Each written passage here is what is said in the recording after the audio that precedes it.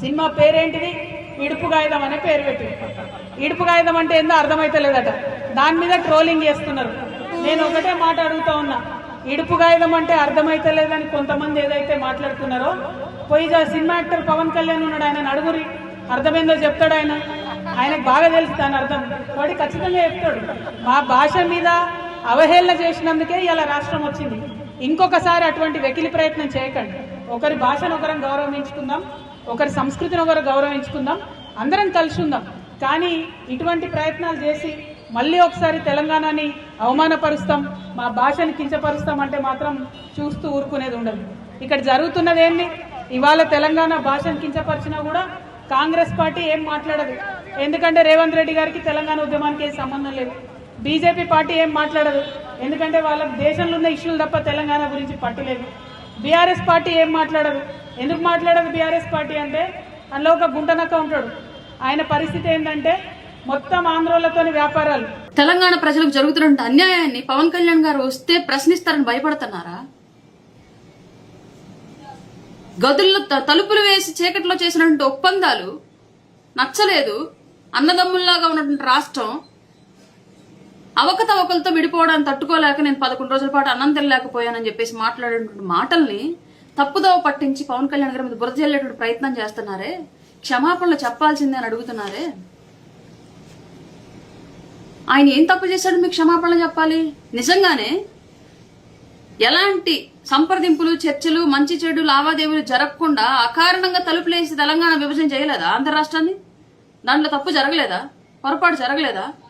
పోనీ అలా జరిగింది అనుకుందాం, తెలంగాణకు లబ్ధి చేకూరిందా? ఇప్పటికొరకైనా నాయకులు బాగుపడ్డారు, కేసీఆర్ గారి కుటుంబం బాగుపడింది. కల్వకుంట్ల కవిత గారు పార్టీ అల్లా పెట్టేసి ఆవిడ ఇష్టం వచ్చినట్టు మాట్లాడుతుంది. నిన్న తెలంగాణ బిడ్డలు నిధులు దోచుకొని పెద్ద పెద్ద ఆస్తులు పంచినప్పుడు గుర్తురాల తెలంగాణ బిడ్డల గురించి. మనం తెలంగాణ బిడ్డలు ఆస్తులు మనం ఎందుకు దోచుకోవాలి, మనం వాళ్ళకి పెడదాం, వాళ్ళ అభివృద్ధిని చూద్దామని చెప్పేసి నాయకులు ఆలోచించాలి. తెలంగాణ నాయకులు, ఇప్పటి వరకు ఉన్నటువంటి నాయకులు ఎవరు కూడా, అధికారంలోకి వచ్చినటువంటి పార్టీల నాయకులు ఎవరు కూడా, కాళేశ్వరం ప్రాజెక్టు ఇంకా పెద్ద పెద్ద ప్రాజెక్టులో అవినీతి జరిగినప్పుడు ఇది నా తెలంగాణ సంపద, నా తెలంగాణ బిడ్డలకు శాశ్వత నిర్మాణం, ఇది నా తెలంగాణ ప్రజల కోసం ఏర్పాటు చేసినటువంటి ఇన్ఫ్రా, ఇది, దీంట్లో మేము అవినీతి చేయకూడదు, దీంట్లో మేము వాటాలు తినకూడదు, దీంట్లో మేము పర్సెంటేజ్ తీసుకోకూడదు అని చెప్పేసి ఇప్పటివరకు అధికారంలో ఉన్న ఏ తెలంగాణ ప్రభుత్వంలో ఉన్న నాయకులు ఆలోచించాల?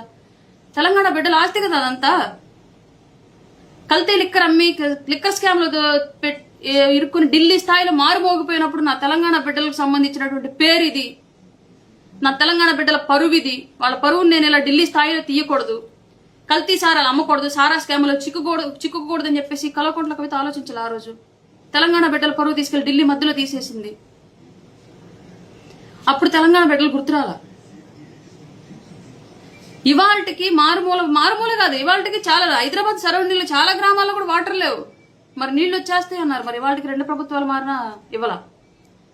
నిధులు వచ్చేస్తాయి అన్నారు, మరి నిధుల్లో ధనిక రాష్ట్రంగా ఉన్నటువంటి తెలంగాణ వాళ్ళ అప్పుల్లో కూరుకుపోయింది. మరి అప్పుల వల్ల ఏ తెలంగాణ ప్రాంతం అభివృద్ధి చెందింది తీవ్రంగా తెలియలా.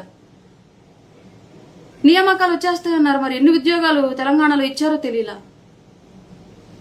ఇవన్నీ ప్రజలు ఆలోచిస్తున్నారు. వాళ్ళకు ఒక అండ దొరికితే ఖచ్చితంగా ఆ అండకు బలం చేకూర్చి మిమ్మల్ని ప్రశ్నిస్తారనే కదా వాళ్ళు పవన్ కళ్యాణ్ గారిని అడుగు పెట్టడానికి వీలేదని చెప్పేసి మీరు అందరూ కట్టడి చేసే ప్రయత్నం చేస్తున్నారు. ఇలాంటి పనులన్నీ చేసినందుకే,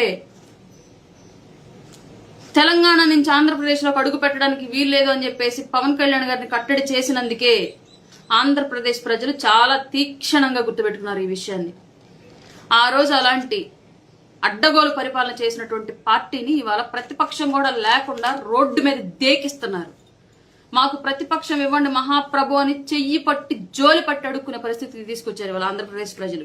ఇలాంటి పరిస్థితి తెలంగాణ ప్రజల వల్ల మీ పార్టీలకి, మీ ప్రభుత్వాలకి రాకుండా జాగ్రత్త పడండి.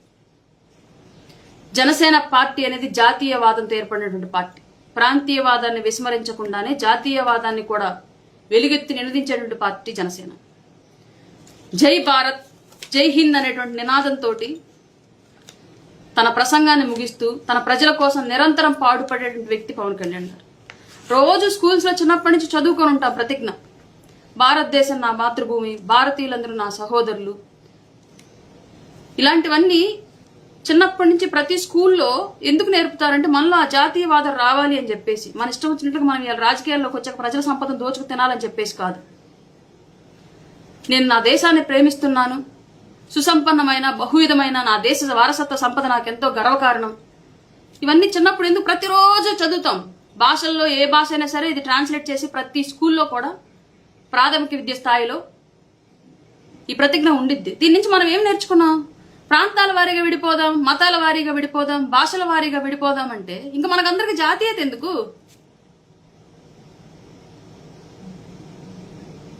ఎవరు ఇష్టం వచ్చినట్లుగా వాళ్ళు ప్రాంతీయ విద్వేషాలను రెచ్చగొట్టి తెలంగాణ బిడ్డల గొంతు నొక్కి మీ ఇష్టం వచ్చినట్లుగా మీరు వ్యవహరిస్తాను అంటే ఇక్కడ ఎవరు చూస్తూ ఊరుకోరు. పవన్ కళ్యాణ్ గారు అస్సలు చూస్తూ ఊరుకోరు. కారణం, ఆయనకి జన్మనిచ్చింది ఆంధ్రప్రదేశ్లో అంజనమ్మ గారైనా ఆయనకు పునర్జన్మనిచ్చింది తెలంగాణ గడ్డ కొండగట్టు అంజన్న. ఆయనకి సినిమా అవకాశాలను కల్పించింది ఆ ఇండస్ట్రీ, అక్కడ ఉన్నటువంటి ఇండస్ట్రీ. ఆయనకి దేశవ్యాప్త గుర్తింపు తీసుకొచ్చింది అక్కడ ఉన్నటువంటి ఇండస్ట్రీ. తెలంగాణలో ఉద్యమాల్లో ఆయన ఒక భాగం, తెలంగాణ విధానాల్లో ఆయన ఒక భాగం, తెలంగాణ అభివృద్ధిలో ఆయన ఒక భాగం, తెలంగాణ ప్రజల్లో ఆయన ఒక భాగం. అక్కడెక్కడో ఉన్నటువంటి మహబూబ్ నగర్ జిల్లాలో మారుమూల తండాల్లో షూటింగ్కి వెళ్ళి అక్కడ ఉన్నటువంటి ప్రజలు వచ్చి అయ్యా మంచినీళ్ళు ఇబ్బంది పడుతున్నాం, మంచినీళ్ళు ఇవ్వండి అని చెప్పేసి అని అడిగితే మీరందరూ మౌనంగానే ఉండేవాళ్ళు. రోజు వచ్చాయి కదా మాకు ఇవన్నీ అని చెప్పేసి మీ తెలంగాణ నుంచి గెలిచినటువంటి నాయకులంతా కూడా. కానీ పవన్ కళ్యాణ్ గారు అలా ఉండలేకపోయారు. రాత్రి నిద్ర పట్టక తెల్లారి లేచి వెళ్లి లక్షల రూపాయలు ఖర్చు పెట్టి అక్కడ బోర్లు వేయించాడు.